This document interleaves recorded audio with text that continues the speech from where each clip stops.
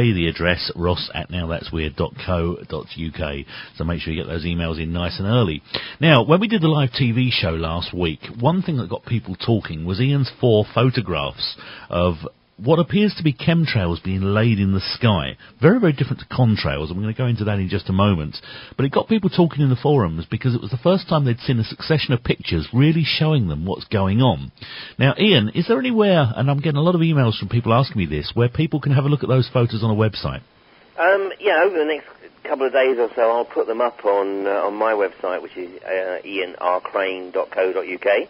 Excellent. But those 4 photographs were actually taken last, when would it be, about March. Mm-hmm. I mean, it was the sort of day that we can't remember seeing one of these days in the UK. Sunshine. It was dry.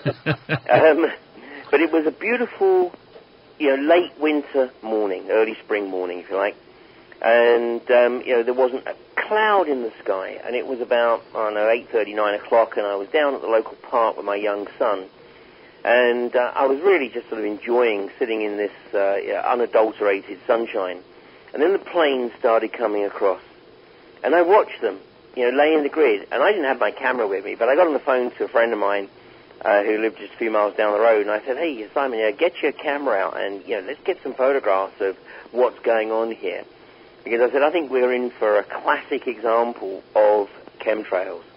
Anyway, over the next hour or so, we watched the planes, crisscrossing the sky, literally laying a grid. And then the other 3 photographs that I showed on Saturday were, taken at intervals during the course of the day. So what it shows is these trails just hanging in the sky, and then the winds in the upper atmosphere just blowing whatever is in the trails across the sky, until sort of by about 1 o'clock, there was no direct sunlight coming through to the Earth at all. The sun was completely shielded from the Earth by this sheen. And in fact, that sheen hung over the sky, not just for the rest of the day, but it was there again in the following morning. Mm. So, here was a classic case. I mean, this was no conspiracy, and there was no possible way anybody could tell me that this was a natural phenomena, because, we saw the planes lay in the grid. Mm. Now, explain the difference between contrails and chemtrails, because a lot of people think these are just normal commercial aircraft flying over their heads. Well, the easiest way to tell a contrail is obviously, especially if the sky is clear, but you've got the planes flying at altitude, and you've got this short trail of water vapor in their wake.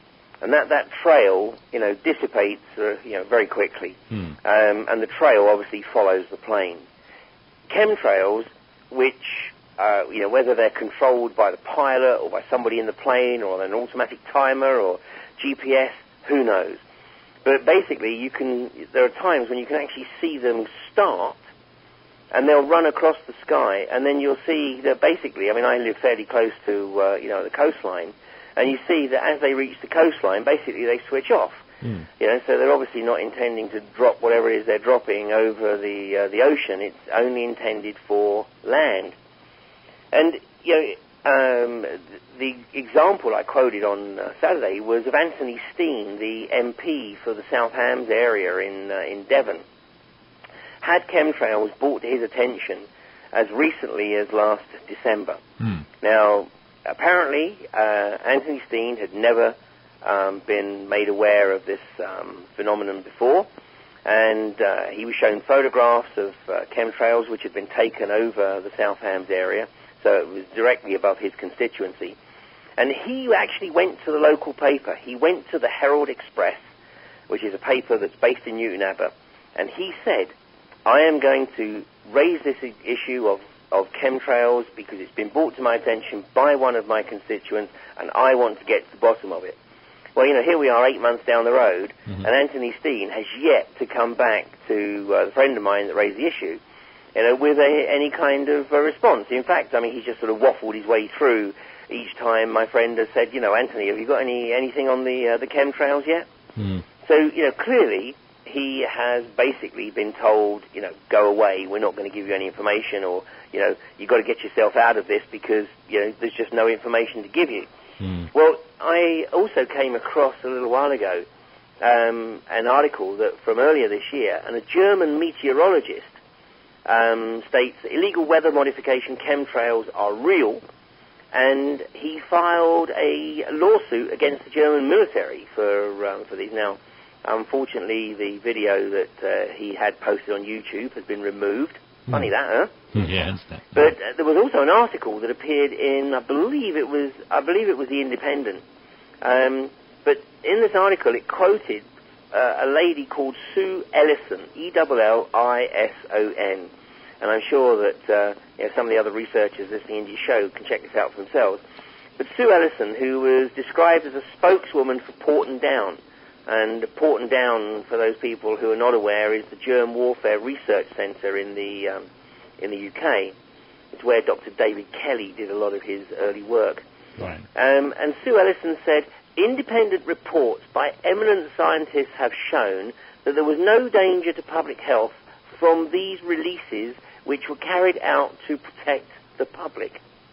The results from these trials will save lives should the country or our forces face an attack by chemical and biological weapons.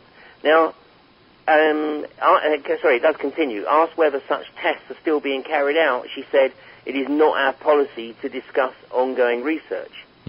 Well, I think, probably her superiors, if they heard about this, would have said, well, you've already said way too much. But, I mean, basically, she has admitted here in this statement that, there are releases being made in the atmosphere. Absolutely. And she's attempted to sort of, defend them, but basically she said nothing. She has not given any information here.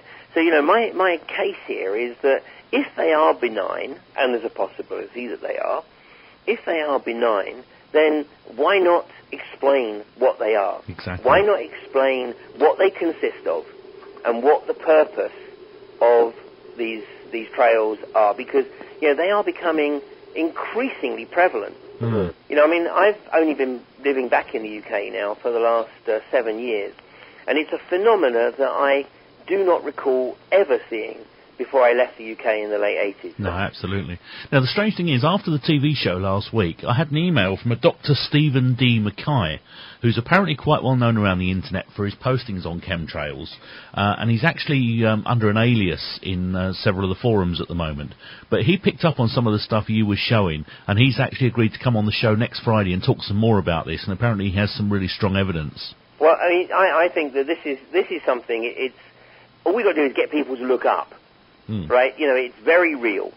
And all I think that we need to say at this stage is tell us what they are, because this stuff is being dropped on us. Yeah. Now, in the States, there's been the manifestation of a disease that has been tagged Morgellons disease. And there's been a lot of speculation that Morgellons disease has been linked to the chemtrails that have been laid across Texas. Right. Now, this is quite a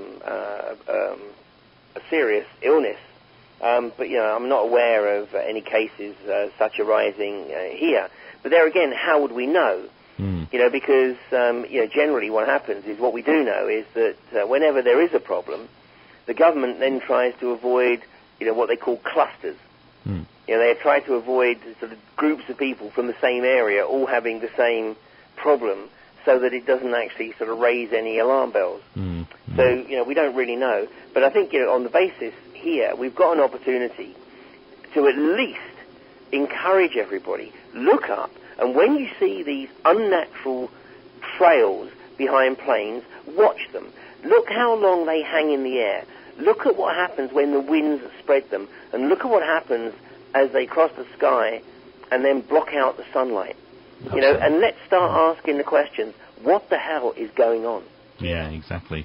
This is the whole thing, isn't it? That it's people seeing it for themselves, seeing what's going on, and I think that's an important part, is for people to witness it themselves. Absolutely. And I think many of the listeners probably already have and not realised. They're wondering why it's cloudy all the time, why they don't see the sun anymore. Yep. Because these things are happening. I tend not to be an early riser, Ian, as you well know, and I'm one of these people that sort of crawls out of bed at 9 o'clock in the morning. But if I get up at, say,